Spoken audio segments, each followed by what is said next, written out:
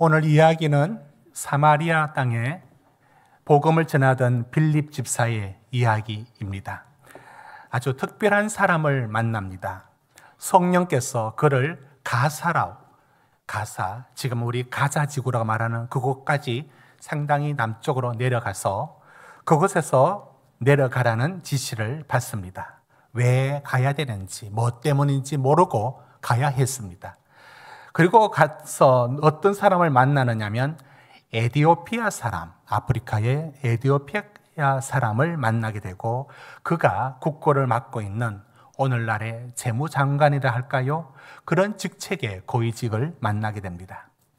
이 소식을 전하고 있는 누가도 이 이야기 속에 초점을 어디 두고 있느냐면 오늘 빌립이 만나는 사람이 아주 특별하고 아주 이국적인 그런 느낌의 사람을 만나는 소개를 거기에 말씀을 해주고 있습니다.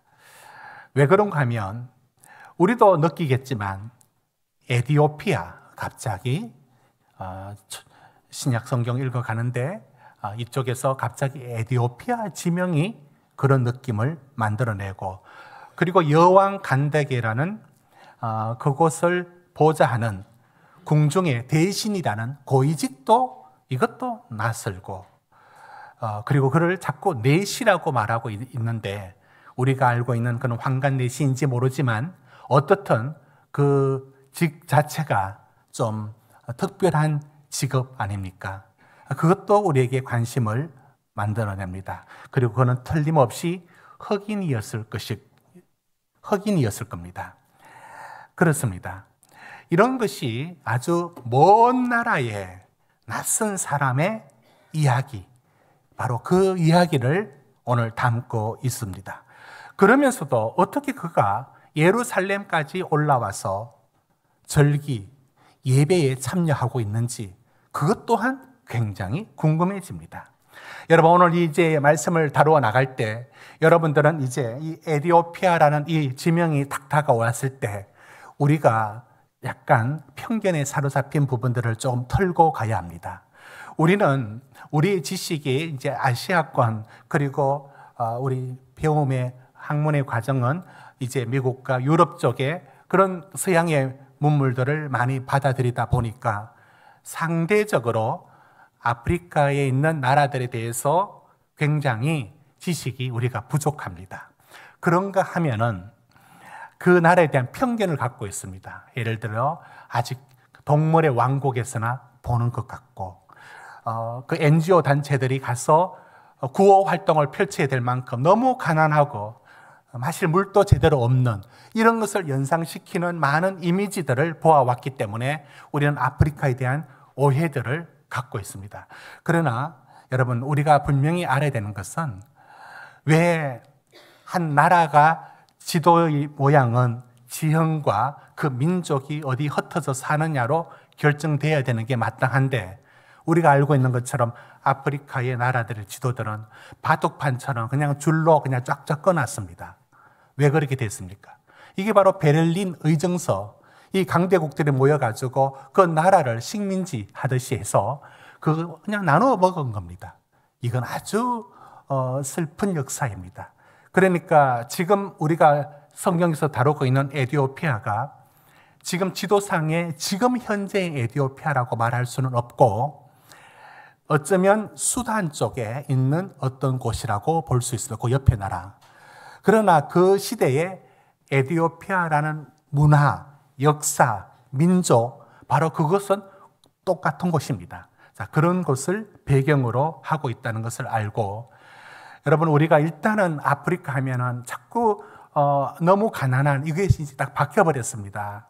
우리 NGO 단체들의 여러 활동들도 앞으로 이런 참여를 위해서 그 현실을 보여주는 건 맞지만 너무 지나치게 이런 부분들을 부각시키는 것은 또 하나의 편견을 만들어낸다고 생각합니다. 나쁜 의도는 아닌데 좋은 일도 또 하나의 편견을 만들어내는 일에 있어서는 NGO의 모든 활동들도 아프리카를 너무 그런 식으로 비춰주는 것은 옳지 않다. 저는 그렇게 생각합니다. 이 오벨리스크를 하나 보면 고대 아프리카의 나라들이 얼마나 문화가 화려했는지 여러분 최초의 문명이 만들어진 곳이 아프리카예요. 저 오벨리스크는요, 저 에티오피아 수도에 100몇 개가 저게 있는데요. 높이가 10층 높이에 30여 미터 되는데, 여러분 피라미드는 이렇게 돌을 쌓아서 만들었지 않습니까? 저거는 돌 하나를 빚어서 만듭니다. 저 하나 속에, 건축술 속에 보여지는 그 당시에 얼마나 대단했는지 여러분 악숨이라고 세계사에서 들어봤을 겁니다. 에티오피아 왕국에서 악숨이 3000년의 역사를 가지면서 그 당시에 페르시아, 그 다음에 그리스, 로마 이들과 맞먹을 정도의 엄청난 제국을 가졌던 큰 나라였다는 것도 알 수 있습니다. 그러니까 아프리카, 에티오피아라는 그 속에 우리가 갖고 있는 어떤 편견들을 내려놔야 됩니다. 굉장히 뛰어난 문명을 가졌던 나라였음을, 일단은 그 당시였음을 알고 오늘 말씀에 들어갑니다. 자, 이제 여러분, 이제 오늘 말씀 우리가 읽었지 않습니까? 이야기가 빌립이 향해서 성령께서 내려가라 해서 만났는데, 그 사람이 에티오피아의 국내 대신 그 간다게, 여왕 간다게의 국고를 맡고 있는 사람이었다, 이런 얘기입니다. 그런데 그가 그 만나는 과정 속에, 오늘 얘기 속에 저는 하나님이 이 말씀을 통해서 우리에게 주시는 뜻이 무엇인지를 제 눈에 하나님 보여주셨습니다. 첫 번째가 뭐냐면, 여러분, 첫 번째가 이겁니다. 지금 그 에티오피아 국내 대신이 수레를 타고 가면서 뭘 읽고 있어요. 성경을 읽고 있어요. 제가 첫 번째 말씀드리고 싶은 것은, 하나님은 구원을 이루어감에 있어서 성경을 사용하고 있다는 사실을 저는 새삼 다시 알게 됩니다. 성경을 통해서 하나님은 구원의 역사를 이루어갑니다. 그 수레가, 여러분 아마 그 당시의 수레가 아무리 좋아도 그게 타이어가 후대에 발명됐지 않습니까? 그러니까 울퉁불퉁 덜컹덜컹 그런 곳에서 이사야서를 펼쳐 읽고 있습니다. 여러분 28절 한번 보십시오. 28절 같이 읽습니다. 시작. 돌아 때 수레를 타고 선지자 이사야의 글을 읽더라. 보십시오. 여러분 그 흔들거리는 수레에서 이사야서를 읽고 있다는 겁니다. 그러면 운전을 하면 못하겠죠. 운전. 그러니까 말을 몰면은. 그러니까 기사가 있었다는 것이고, 그가 아마 뒷좌석에 그의 직에 맞는 그런 품격 있는 그런 수레에 탔다고 봅니다. 뒤에서 이사야서를 소리내서 읽고 있습니다. 보십시오. 30절 보십시오. 30절. 빌립이 달려가서 선지자 이사야의 글 읽는 것을 듣고 말하되 읽는 것을 깨닫느냐. 보십시오. 얼마나 크게 읽고 있는지. 그 흔들리는 수레 속에서 성경을 읽고 있었다는 겁니다. 여러분, 그 당시에 성경책은 이런 식의 제보는, 이건 후대에 만들어진 방식입니다. 그때는 두루마리 형식으로 되어 있어서 이렇게 펼치면서 읽었을 겁니다. 여러분, 어디서 구했죠? 이 에티오피아 이 국내 대신이 어디서 이 성경책을 구했을까요? 이 귀한 성경책을. 그리고 그 흔들리는 수레 속에서 그걸 어떻게 읽고 있었을까요? 여러분, 이제 빌립이 달려갑니다. 수레가 더 빠르겠죠? 그러니까 빌립은 달려야 되겠죠? 달리는데 옆에서 성경을 읽고 있는 소리가 들릴 정도니까 굉장하죠? 그래서 잠시 멈추고 묻습니다. 지금 읽고 있는 것을 알겠습니까? 빌립이 이렇게 뛰면서 얘기했겠죠. 난 이게 뭔지 모르겠다. 그러면서 이 국내 대신이 타라 하고 옆에 동승하게 됩니다. 여러분, 저는 어떻게 해서 이 국내 대신이 이사야서를 읽게 되었는지, 왜 성경을 읽고 있는 가운데에 빌립을 만나게 하는지, 여기서 여러분 하나님이 구원을 위하여 성경을 사용하고 있다는 이 사실, 이 새삼스러운 사실을 저는 다시 묵상을 했습니다. 왜냐하면 하나님은 우리에게 예수 그리스도를 보내주셨지 않습니까? 그것과 같이 성경책을 우리 손에 쥐어 주었어요. 여러분 손에 이 성경책이 쥐어지기까지 하나님은 특별한 간섭을 하신 겁니다. 하나님은 특별한 역사를 하신 겁니다. 이것이 읽을 정도가 되고 이것을 생활 속에서 늘 같이 살게 되었을 때 여러분, 성경, 예수님을 보내어서 우리를 구원하신 하나님은 성경을 통해서 우리를 구원을 온전하게 이루어가는 일에 성경을 사용하십니다. 여러분, 사도행전에 보시면 사도행전 2장 42절에 보면 사도들의 가르침을 받아 성경을 가르친 일을 매우 중요하게 했고 5장 42절에 가르치기를 힘썼다라고 말하고 있고 6장 4절에 보면 기도하는 일과 말씀 사역에 힘썼다라고 말하고 6장 7절에 제사장들까지도 이 말씀에 들어오는데 이걸 말씀이 왕성해졌다라고 말합니다. 여러분, 이것이 성경을 통하여 하나님이 우리에게 온전히 구원을 이루어가고 있음을 말해주고 있습니다. 여러분, 예수님이 부활하신 후에 내려가다가 만난 두 제자가 엠마오로 내려가다가 그 부활하신 주님을 만납니다. 그 부활하신 주님이 이렇게 말하지 않았습니다. 짠, 내가 살아났다. 이렇게 말씀하지 않습니다. 부활하신 주님이 저들은 알아보지를 못합니다. 예수님은 그들에게 뭘 하느냐면 누가복음 24장 27절에 보면 부활하신 주님이 부활한 당신을 봐라, 믿어라 하지 않고 보십시오. 말씀을 그들에게 풀어줍니다. 한번 읽어볼까요? 시작. 이에 모세와 모든 선지자의 글로 시작하여 모든 성경에 쓴 바 자기에게 관한 것을 자세히 설명하시느라. 이렇게 성경을 갖고 부활하신 당신을 말씀할 때도 성경을 통하여 깨우침을 줍니다. 이후에 그들의 눈이 밝아져서 예수인 것을 알아보게 되었을 때 그러자 예수는 보이지 않습니다. 그들이 하는 대화 속에 32절에 이런 말을 합니다.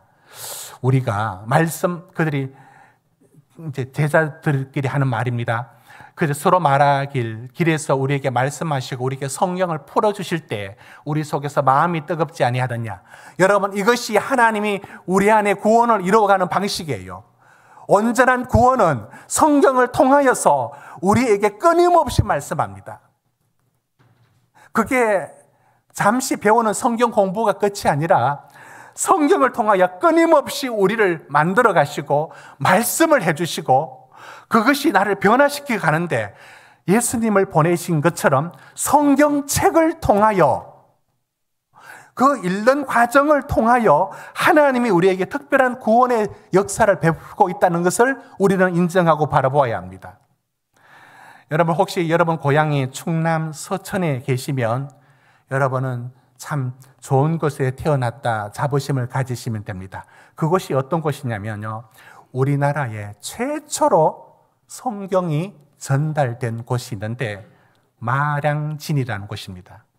그 기념비가 세워져 있습니다. 보시면 충남 서천에 어떻게 저게 세워져 있을까? 여러분, 저게 언더우드 아펜젤러가 들어오기 전입니다. 로스가 성경을 번역하기 전입니다. 최초의 영어 성경이 서천, 마량진 저곳에서 두 권이 전달된 최초로 우리나라에 성경이 전달된 곳입니다. 저건 사실 영국 군함이 들어오면서 거기 탔던 사람들이 첨사, 이게 그 당시 어떤 그 직책이죠. 조대복과 비영감, 이성열에게 영어 성경을 전해준 곳이 최초로 우리나라의 저곳입니다. 여러분, 우리나라가 하나님이 특별한 선교사들이 복음을 전하면서 뭘 느끼는지 아십니까? 신기하다. 이런 나라를 만나본 적이 없다. 우리가 복음을 전하고 말씀을 전하려면 20년은 걸려야 그 나라 언어 배우고 문화 배우고 번역해서 나오려면 20년 걸리는데 선교사들 떡 왔는데 보니까 성경책이 돌고 있는 거예요. 이거 어디서 났느냐? 놀라운 일입니다. 선교사들은 그때 우리 대한민국, 그 조선이 특별한 하나님의 부르심이라는 걸 그들은 깜짝 놀라면서 직관적으로 받아들입니다. 특별한 하나님의 민족이라는 것을 받아들입니다. 왜냐하면 선교사가 들어오기 전에 만주에서 로스에 의해서 로스 성경이 있습니다. 이영찬이라는 분한테 이 한글을 배운 후에 성경이 번역되는데 우리 평안 북도 쪽에 보면 거기 신의주가 있지 않습니까? 옛날 이름은 의주였습니다. 의주가 중국 그 만주하고 오는 문물을 통하는 관본이었습니다. 그곳에서 모든 게 들어왔는데 그곳에 의주의 사람들, 의주의 청년들이 가장 먼저 성경을 받아들입니다. 아니, 선교사가 들어오기 전에 성경책이 돌고 있는 나라가 어디 있습니까? 여러분, 우리 민족이 유교, 무교, 유교, 불교 같은 그런 토속적인 많은 것들이 있는데 만약에 성경적인 기독교가 아니고 그저 어떤 역사, 표적 이런 식으로 물론 그것도 중요하죠. 그렇게만 한국 기독교가 전파됐으면 오늘날 기독교가 어떤 모양이 되는지 우린 상당히 불안합니다. 틀림없이 이상한 기독교가 될 수가 있었습니다.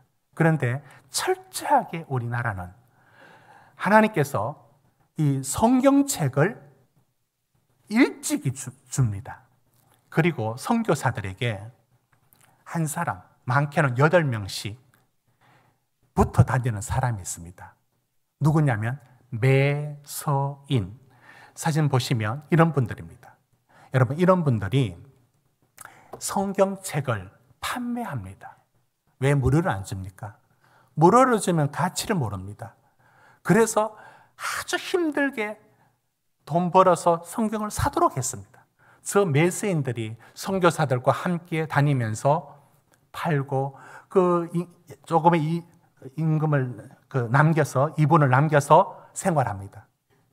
직장 같지만 직장을 넘어서서 저 매서인으로 뽑히려면 상당한 신앙을 가져야 되고 그런 신앙 속에서 성경책을 판매해서 생활은 하지만 판매 저게 직업으로 하는 게 아니라 사명으로 했어요.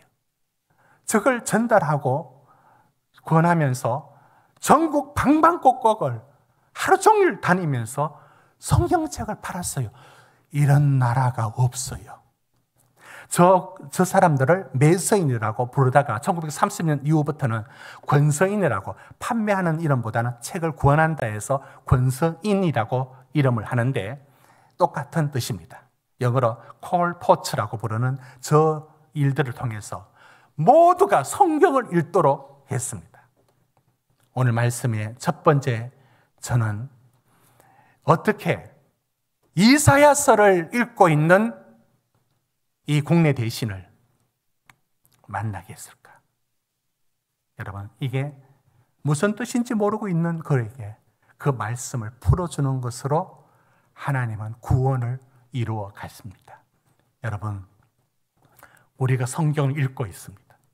일평생 이 성경이 우리 입술에 떠나지 말아야 되고 우리 손에 떠나지 말아야 되고 이건 주일날 올 때 들고 오는 그 무엇이 아니라 여러분 생활 속에 암송하고 필사하고 읽고 연구하고 성경 공부 참여하고 이게 우리의 평생의 삶입니다. 왜냐하면 하나님은 이 성경을 통하여 우리에게 말씀하시고 우리를 온전한 구원에 이르도록 하나님이 사용하는 특별한 방식이라는 것을 우리는 알 수 있습니다. 두 번째, 오늘 이 사건에서 우리가 볼 수 있는 게 뭐냐면 이 질문을 하지 않을 수가 없습니다. 여러분, 이 사람이 지금 에티오피아에서 그 먼 곳에서 쭉 올라와서 예루살렘에 예배하러 왔어요. 굉장하지 않습니까? 그 정도 믿음이면 될 거 아닙니까? 그런데 왜 그 멀리 있는 사마리아에 있는 빌립을 저 사람을 만나게 했을까요? 아니, 예루살렘 찾아와서 예배 드릴 정도면 되지 않습니까? 하나님을 경외하는데요? 아니요. 그렇다면 빌립을 보내지 않았습니다. 왜 보냈을까? 저것 때문입니다. 예수 그리스도를 가르쳐 주기 위하여 예수의 십자가가 무엇인지를 가르쳐 주는 것이 온전한 구원이기 때문에 보냈습니다. 지금 32절 보십시오. 지금 읽고 있는 구절이 마침 어딘가? 32절, 33절 우리 소리 내어서 같이 한번 읽읍시다. 시작. 읽는 성경 구절은 이것이니 일러서되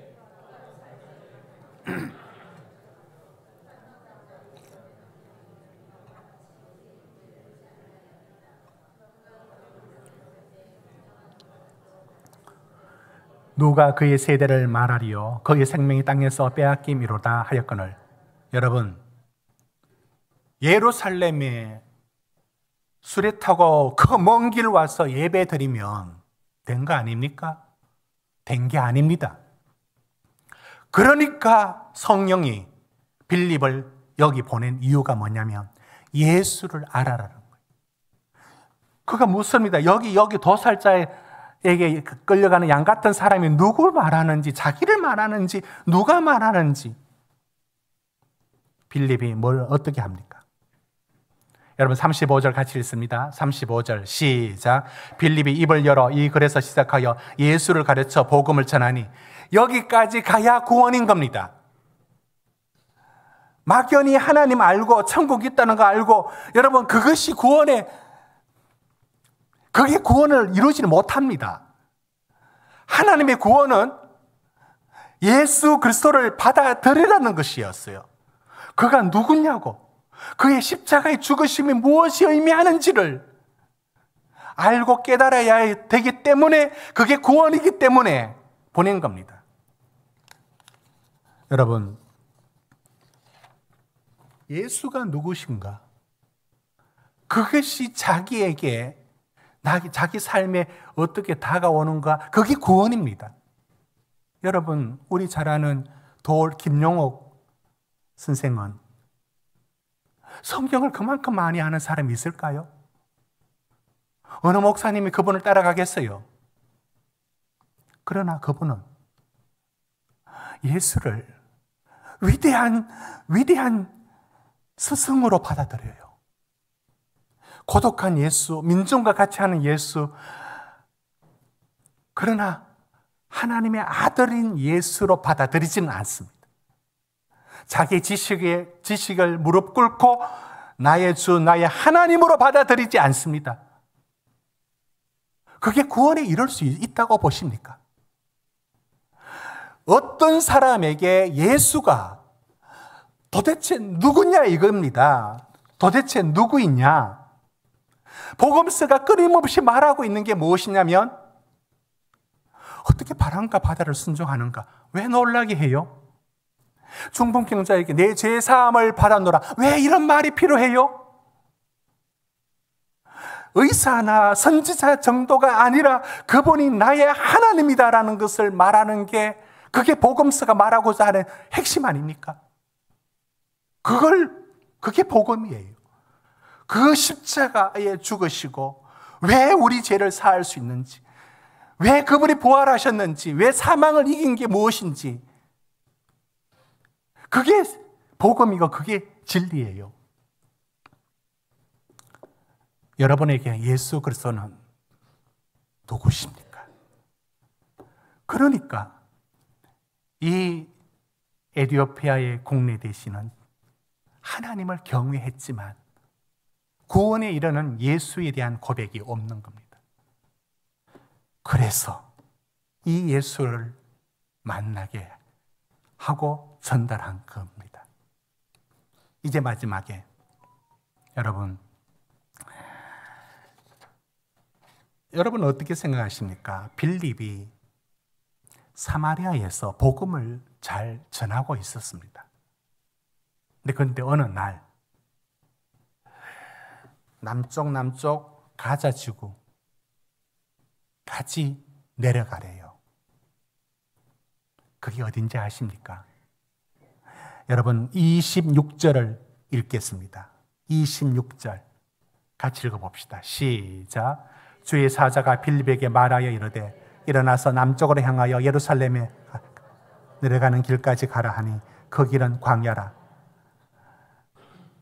이 가자, 지금의 가자지구 가사 얼마나 먼 길입니까? 제가 세 번째 대지는 이겁니다. 어떻게 한 영혼을 위해서, 구원을 위해서 하나님이 이곳까지 보내시는가? 여러분 지도를 한번 볼까요? 빌립이 어디까지 내려갔느냐면 빌립은 저 위는 다음 지도, 저 위는 이제 다음 지도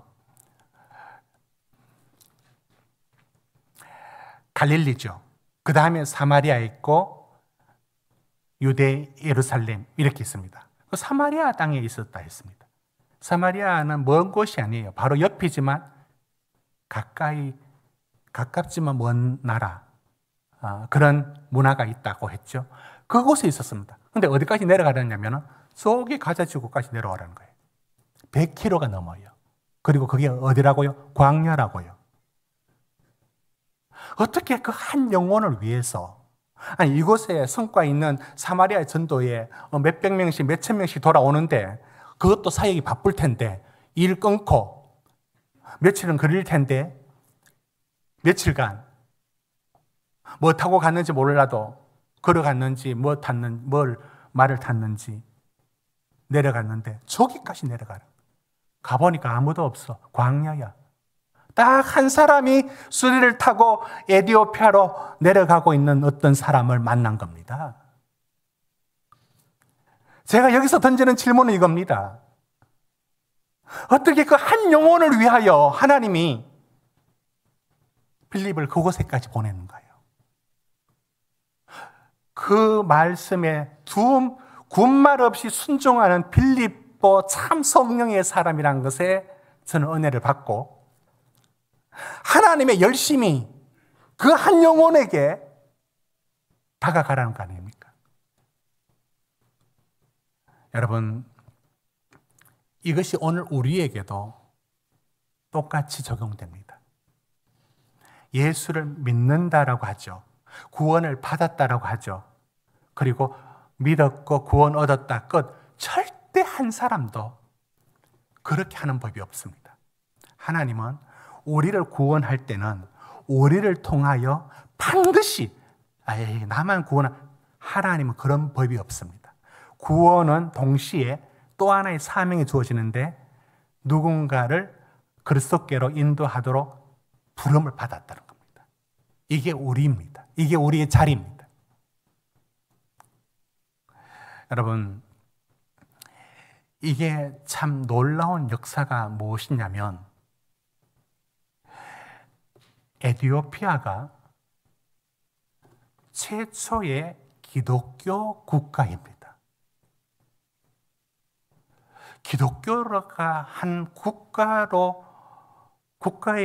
종교가 된 것은 최초가 에티오피아입니다. 참 우리나라도 우리나라를 세운 고조선에 신화가 있지 않습니까? 그 에티오피아는 그 나라를 세웠던 건국 역사가 있지 않습니까? 지금 에티오피아 사람들이 갖고 있는 역사 속에는 자신을 어디다 얘기하느냐면 왕족이라고 말을 해요. 왜 그렇게 말하냐면 여러분, 구약 성경에 솔로몬 왕을 찾아오는 시바 여왕이 원래 이쪽의 사람입니다. 그런데 그들의 역사 속에 어떤 역사를 갖고 있느냐면 그 시바 여왕이 솔로몬을 만나고 갔고 성경은 그것만 나와 있는데 그들이 어떤 역사를 갖고 있느냐면 거기서 아이를 낳았다고 해요. 메네릭이라고 부릅니다. 아들이 거기서 지내다가 유대 청년들과 함께 여기서는 내 뜻을 펼칠 수가 없구나. 내 고향으로 가야지 하면서 에티오피아로 내려와서 그들이 후손이 되었다고 전설이 아니라 지금 에티오피아 사람들은 흑인인데 굉장히 얼굴이 잘생겼어요. 코가 오똑하고. 그들은 그런 자부심과 역사를 지금 에티오피아 사람들이 그 생각을 갖고 있어요. 그리고 몇 년 전에는 그 에티오피아 흑인들이 이스라엘로 이주해서 살게 되는 프로젝트를 시행합니다. 흑인 유대인들을 말합니다. 이게 그런 역사를 갖고 있는데, 제가 이제 드리는 말씀은 오늘 이 사람 에티오피아 국내 대신이 그 복음을 전했겠느냐 안 전했겠느냐, 여러분 상상 한번 해보십시오. 수레에서 이사야서를 읽을 정도의 열심을 가진 분이 가서 들었던 십자가의 이야기를 한마디도 안 했다. 그럴 리가 있겠습니까? 그가 틀림없이 복음을 전했습니다. 만약에 여기서 오늘 빌립을 못 만났으면 유대교의 하나님만 전했겠죠. 그러나 예수를 전한 겁니다. 분명히 전한 겁니다. 그리고 이제부터는 제가 드릴 말씀은 이 역사적인 근거를 찾을 수는 없습니다. 전했다는 생각은 확실합니다. 그래서 그런지 에티오피아가 기원전 4세기부터 기원 후 4세기부터 기독교 나라로 자리 잡습니다. 이 일과 전혀 무관하다고 말할 수 없겠어요. 여기서 이 고리가 그대로 연결되어 있는지는 역사적으로 찾을 수는 없지만, 오늘 이 본문을 읽는 입장에서 에티오피아 국내 대신에 인하여서 그 나라가 복음이 전해졌다는 사실을 우리는 충분히 짐작할 수가 있습니다. 여러분, 한 영혼을 위하여 하나님의 열심히 빌립을 100km 넘는 그곳에 광야로 보내서 복음을 전합니다. 여러분, 이 일이 우리에게도 마찬가지입니다. 나를 구원하신 하나님이 나를 구원하는 것으로 멈춘 적은 한 번도 없습니다. 구원이라는 말 속에 벌써 그 속에 어떤 사명이 들어있느냐면, 너를 통하여 누군가를 그리스도께로 인도하는 데에 사용되는 책임을 모두가 받았습니다. 이게 하나님의 열심이고 성령에 민감했던 빌립은 거기에 순종했고 그 일을 이루었던 것처럼 오늘 우리에게도 이 일이 달려 있습니다. 오늘 말씀을 맺습니다. 사랑하는 성도 여러분, 하나님의 구원이 저 멀리 하늘 보지 마십시오. 오늘 우리가 손에 잡고 있는 성경책을 통하여 온전한 구원으로 만들어 갑니다. 입술에 떠나지 말게 하시고 손에서 놓지 마시고 일평생 배우면서 성경 안에서 지식을 얻고 성경 안에서 주의 음성을 듣는 이 길이 온전한 구원에 가는 길임을 믿으시길 바랍니다. 하나님께서 이 빌립을 통해서 예루살렘에 예배 드리는 것으로 구원이 이루어진다면 왜 빌립을 보냈겠습니까? 예수를 전하도록. 예수가 내 삶의 누구이냐고요. 예수가 내 삶의 누구인지가, 그게 구원입니다. 그게 십자가가 왜 나를 죄를 씻을 수 있는지, 왜 그분이 부활하셔서 내 사망을 이기시고 우리를 다시 부활케 하는 것이 무엇인지가 예수 안에 있습니다. 여러분이 삶의 고백이 예수가 뭐로 다가옵니까? 그것이 온전한 구원을 이루어갑니다.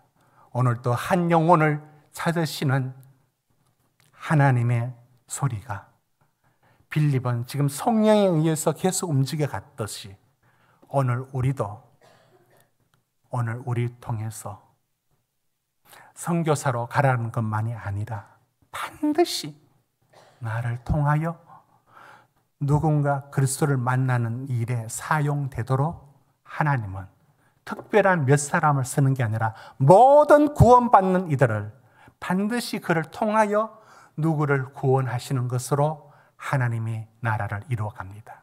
이 귀한 뜻을 오늘 말씀을 받아들이는 성도들에게 삶의 자리에서 확인할 수 있기를 주의 이름으로 축복합니다.